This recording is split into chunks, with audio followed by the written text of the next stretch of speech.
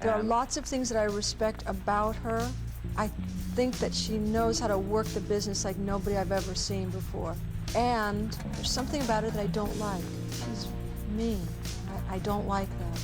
I remember having her over to my house a couple of times because Sean and I were friends, and she just was so rude to everybody. It seems to me that she's...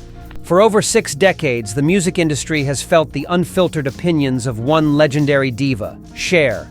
Known as much for her chart-topping hits as her razor-sharp tongue, this Grammy-winning powerhouse has never hesitated to speak her mind. Throughout her career spanning from the 1960s to today, Cher's interviews have become legendary for their brutal candor.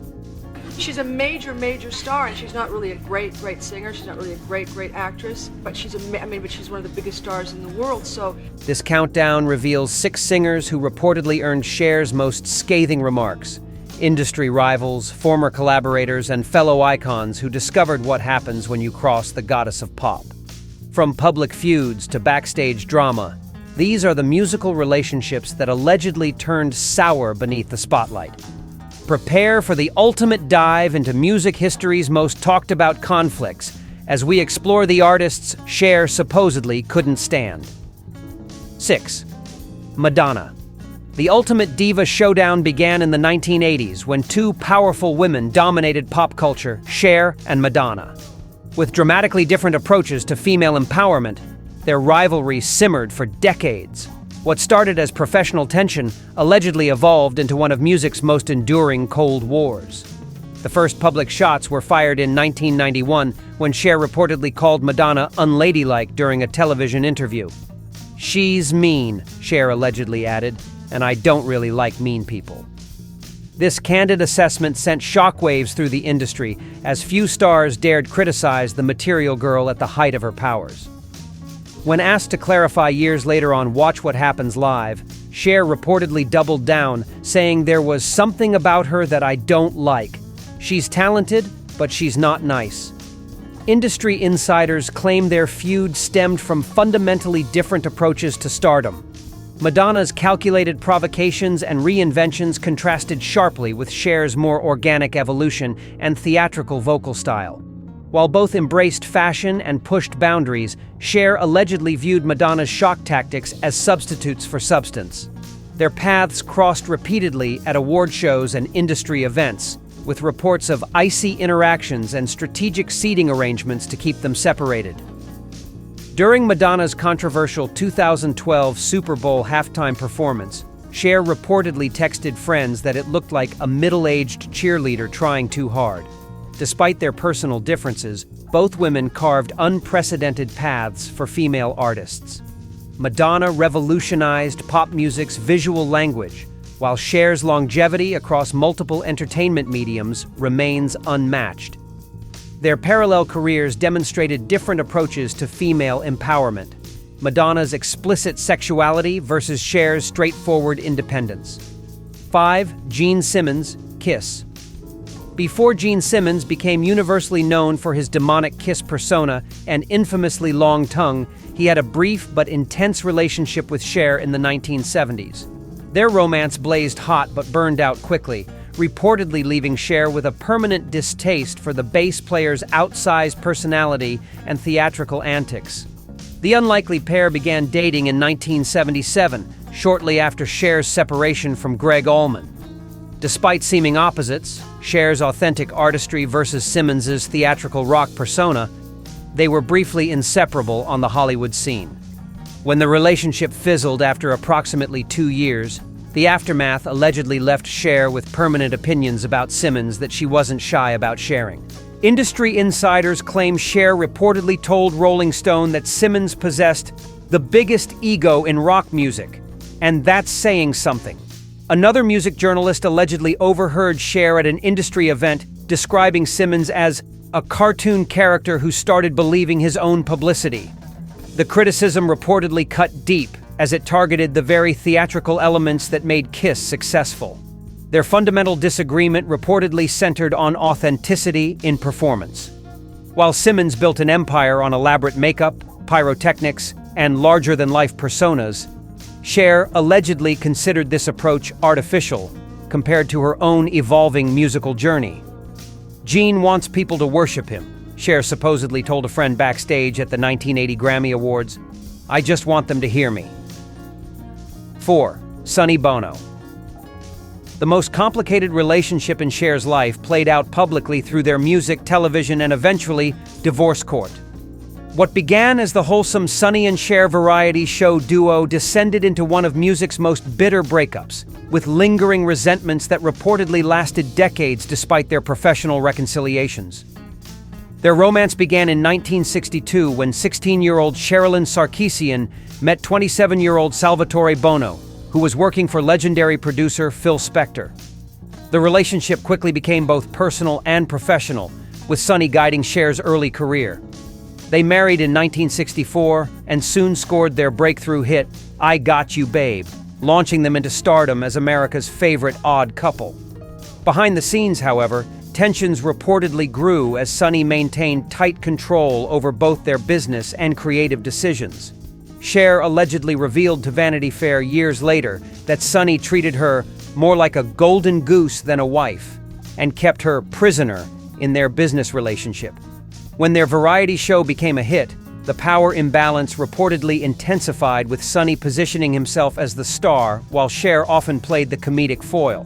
The professional dynamic was especially evident in their music. Sonny wrote and produced while Cher performed. What the public didn't know was that Sonny allegedly owned 95% of their publishing company and management firm, leaving Cher with almost nothing when they separated in 1974. During divorce proceedings, Cher discovered she wasn't even legally married to Sonny but rather contractually bound to him as an employee. 3. Phil Spectre. The legendary Wall of Sound producer worked with Cher early in her career, but their professional relationship was reportedly fraught with tension that left lasting impressions on the young singer. Long before Spectre's disturbing legal troubles, his controlling production style allegedly clashed with Cher's emerging artistic voice in ways that shaped her approach to the music industry for decades to come. Cher's connection to Spectre began in the early 1960s when she worked as a backup singer on iconic recordings like the Righteous Brothers' You've Lost That Lovin' Feelin'.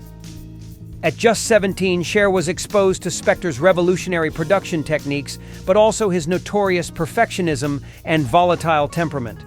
Industry veterans claim Cher once described recording sessions with Spectre as musical prison, alleging he demanded countless takes while refusing to let her express her unique vocal style.